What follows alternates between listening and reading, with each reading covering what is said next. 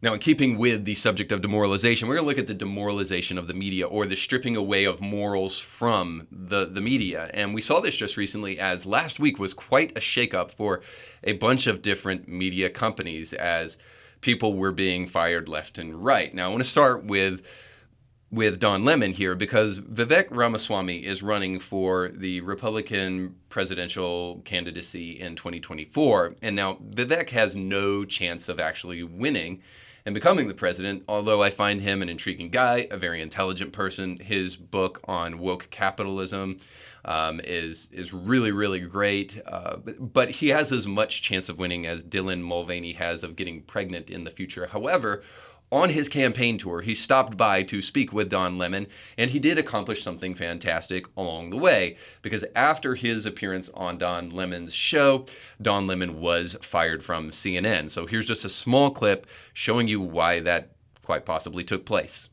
Fought for black people to have freedoms in this country. Yeah. Actually, that's why the Civil War was fought. Okay. And the sad part about it, fought for black people to have guns. I think. Actually, you know, funny fact is, black people did not get to enjoy the other freedoms until their Second Amendment rights were secured. And I think that that's one of the lessons that we learned. Black people still aren't allowed to enjoy the freedoms. I disagree with you on that, Don. I disagree with you. And I think you're doing a disservice to our country by failing to recognize the fact that we have equality before the law. When you are in black skin and you live in this country, then you can disagree with me. But we're not. You mentioned in here that we have three different shades of melanin. Don, I think we have to be able to talk about these issues in the open, regardless of the color of our skin. Black Americans today, to say that, compare that to 1865 and 1964, I think for you to compare it to 1865 and 1964 is actually, I think it's insulting.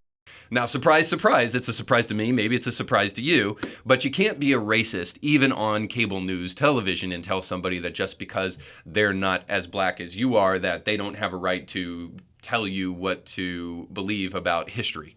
So suffice to say, Don Lemon has his own view of history now, sitting in his home by himself, wondering what to do with his life, because the reality is Don Lemon being fired from CNN bothers about absolutely no one. And this is good because no one cares that Don Lemon was on the network in the first place, and most people knew it was going to happen sooner or later as heads started to roll over at CNN when Jeff Zucker took over.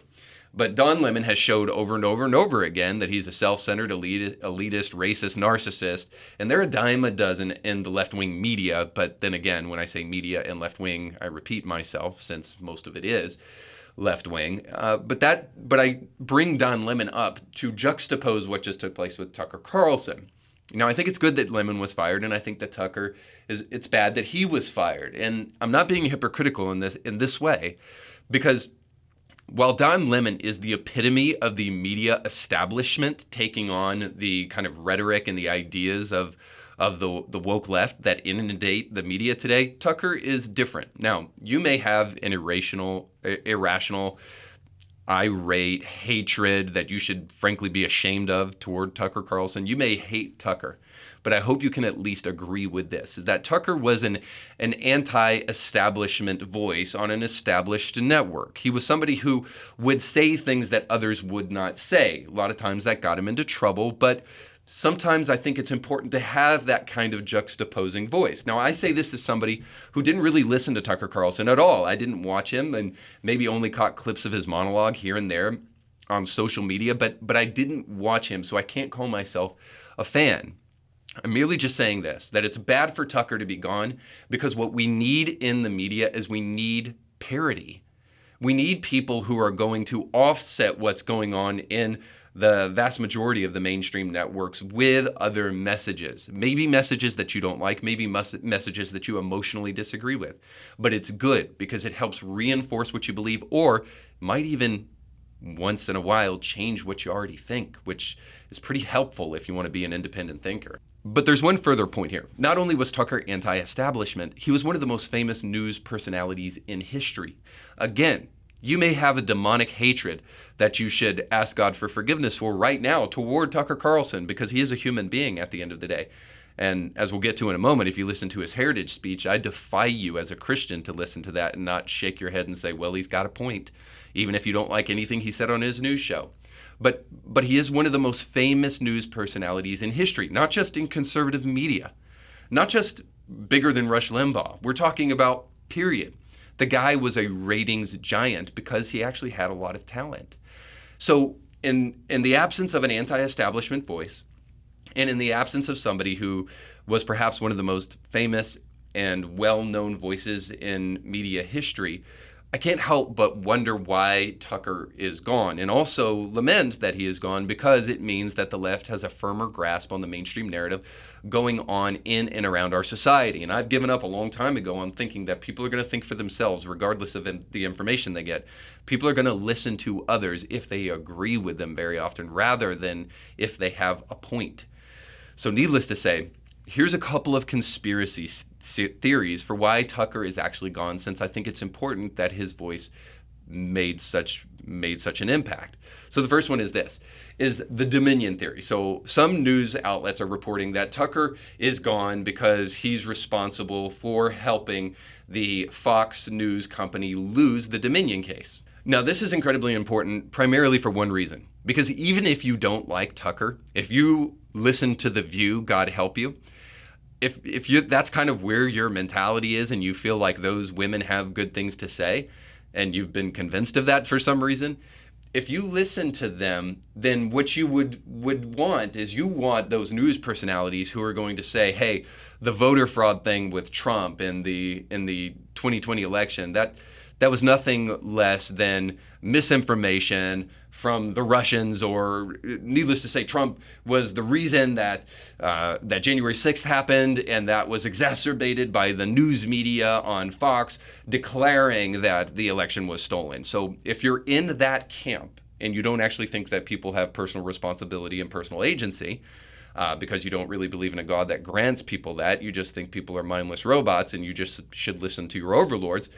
If you're in that camp, then what you would want to do is you would want to look at the fact that Tucker Carlson is probably most likely the reason that Fox lost the Dominion voting defamation case, because Dominion got access to some of the emails and even texts of some of the Fox News personalities. And it is reported that when Sidney Powell came on Tucker Carlson's show, that Tucker said this woman is a liar and expressed great doubt as to whether or not the Dominion voting case the Dominion voting scandal was actually legitimate.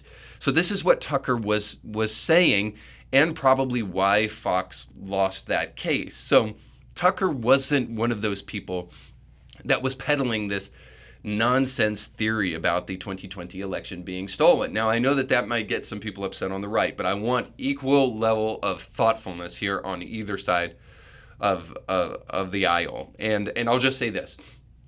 Was there ways in which the 2020 election was influenced? I think that is undoubtedly true. But was it stolen in the way that Trump and others that follow him say that it was? I don't think that's undeniably true. Needless to say, the lamestream media was crying out for a voice to speak the truth and to quit misinforming people and to quit, ruffling feathers. And so if you want that, and you want that on the right, then Tucker Carlson would be your guy, because he certainly didn't peddle in that conspiracy much at all. Now, there's a second theory, and the second theory here is that Tucker Carlson called a senior executive at the network the C word. Now, I don't know if there's any credibility to this. I think it's highly likely that it probably took place. But needless to say, it's possible that Tucker started getting a little bit too big for his britches, as we say here in the South, and then started thinking that he was too cool for school, as we say nowhere, and was fired as a result of that. Now, there's a third theory out there, and the last one was about the C word. This one's about the P word. Because Tucker just recently gave a fantastic speech that I would encourage everyone to check out at the Heritage Foundation.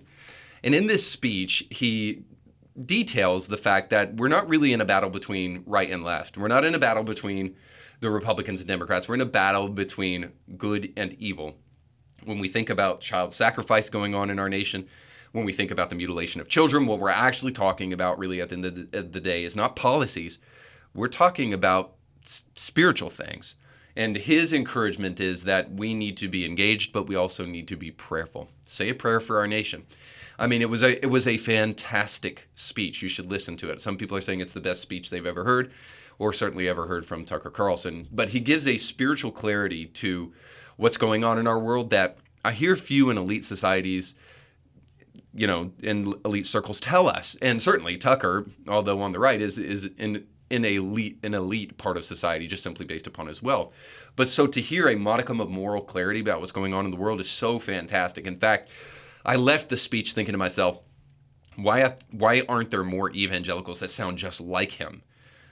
You don't have to be naive to think that there are forces out there that want Christianity dead or that want religion to be destroyed. All you have to do is just open your eyes. And so his speech that day, I think, was absolutely fantastic. And a lot of people are saying that because Rupert Murdoch is very secular and a secular humanist, that he had some issues with the speech. Now, I don't know any of that to be true. All I can say is that that's one of the theories. But beyond all of that, I can just tell you this, that what Thomas Jefferson said about the media is correct. He said that ignorance and freedom are not compatible with each other. And essentially, he told us that a well-informed people is the only safeguard against totalitarianism. And we need the media for that. And in order to combat that, we need more speech, not less speech. So Tucker going away from the network is a little bit troubling because I don't know an anti-establishment voice in the media that's going to take his place. In fact, they're just going to probably put an existing personality where Tucker once was. And I personally think the best days of Fox are behind them. I don't think they're going to be able to recover from this. I think they'll file Chapter 11 and get out of some of these legal predicaments that they're finding themselves in now and potentially will find themselves in the future. Because I don't think they can survive the absence and the exit of Tucker Carlson. So I don't know what the game plan is here. Whatever it is, I think it has more to do with ideology than it actually does with practical business sense. But I do know this, that if we don't have an informed people who are really hearing the truth and are hearing more than just leftist talking points, then it does spell some trouble for the future. But my only hope is this, is that perhaps Tucker's absence also spells a changing of the guard. I do believe there is a cure.